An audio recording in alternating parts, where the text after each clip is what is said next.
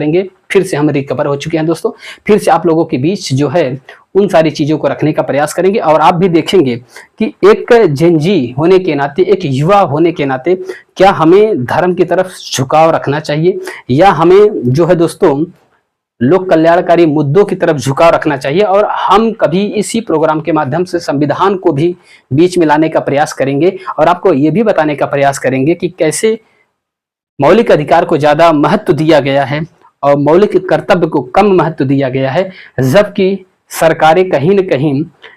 इन्हीं दो दांव पेच में जो है जनता को रगड़ने का प्रयास करते हैं, अपना काम निकालने का प्रयास करते हैं, फंडामेंटल राइट्स और फंडामेंटल ड्यूटीज। तो हम आपको संविधान की एक एक बारीकियों को भी एनालिसिस करेंगे। जो भी महत्वपूर्ण व्यक्ति हैं, चाहे डॉक्टर भीमराव अम्बेडकर हो गए, चाहे गांधी जी हो गए, चाहे सुभाष चंद्र बोस हो गए, जितने भी क्रांतिकारी हैं उनका ब्रीफ एनालिसिस करने का प्रयास करेंगे जेनजी इंडिया प्रोग्राम के माध्यम से। और आपको ये भी बताने का प्रयास करेंगे कि आप क्या सोच रहे हैं और इनका इम्पैक्ट समाज पर और समाज में रहने वाले लोग क्या सोच रहे हैं। जैसे अगर मान के चलिए दोस्तों, जैसे आज गांधी जी का व्यक्तित्व अगर आप देख लीजिए, सुभाष चंद्र बोस जी का व्यक्तित्व देख लीजिए, चंद्रशेखर आजाद जी का व्यक्तित्व देख लीजिए, भगत सिंह का व्यक्तित्व देख लीजिए, तो इन लोगों के माध्यम से आप सोचिए कि आप भारत में रह रहे हैं। तो कुछ लोग ऐसे हैं जो गांधी जी को गाली भी देते हैं और कुछ लोग ऐसे हैं जो गांधी जी को मसीहा मानते हैं। दोनों लोग रह रहे हैं भारत में ही। ऐसे ही दोस्तों चंद्रशेखर आजाद को देख लीजिए, कुछ लोग ब्राह्मण कहते हैं, ब्राह्मण होने के नाते उनके ऊपर जो है आरोप लगाते हैं कि जाने दो पंडित है, ब्राह्मण है। तो कहने का मतलब ये थॉट, ये सोच हमारे अंदर, खासकर क्रांतिकारियों को लेकर के, खासकर जो व्यक्ति हमारे लिए, हमारी स्वतंत्रता के लिए, हमारे जीवन के लिए संघर्ष किया, हमारी उसके प्रति सोच कैसे बदलती चली जा रही है।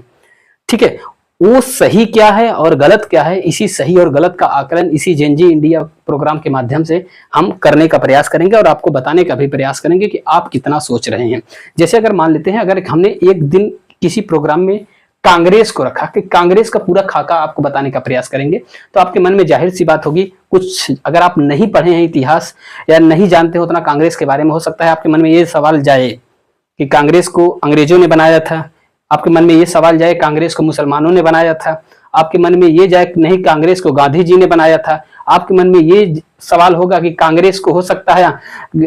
अंग्रेजों ने अपने फायदे के लिए बनाया था, या कुछ लोगों को ये पता ही नहीं कि कांग्रेस होता क्या है, कांग्रेस का मतलब क्या होता है, कांग्रेस शब्द कहां से आया है। तो इन सब चीजों का पूरा ब्रीफ एनालिसिस किया जाएगा, उसका निचोड़ भी आपको बताने का प्रयास किया जाएगा कि वास्तविक अर्थ, निहित अर्थ जो होता है वो क्या है और उसका मेन पर्पज और मेन उद्देश्य